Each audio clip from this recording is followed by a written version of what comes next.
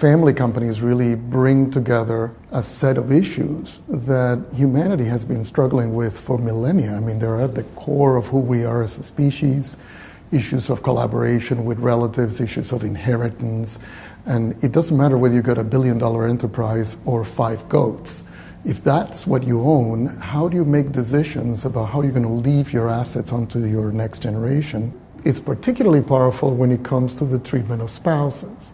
And we've come to segment that choice into 3 modes that families pick. In one choice, my daughter's husband is my son. I adopt him. He's a full citizen of the family. And my expectation is that I wouldn't think of having a family meeting without inviting him. Of course, he's a family member. We would tap his opinion. We would share all the information we'd have about our enterprise and everything else with him. He's, full citizen of the family. In another choice, my daughter's husband is not my son, he's my son-in-law. There are certain things for which he's my son and certain things for which he's not my son.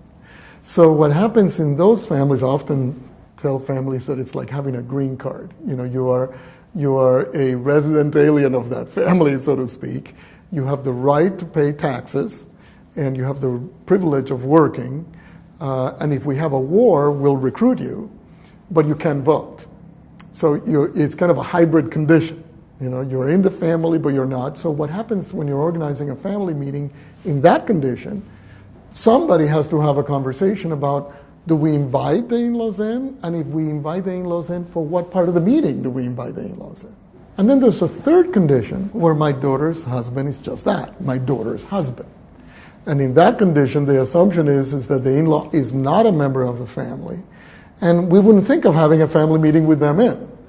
Because the assumption is that they're really here with a tourist visa, so to speak. They don't particularly have any rights.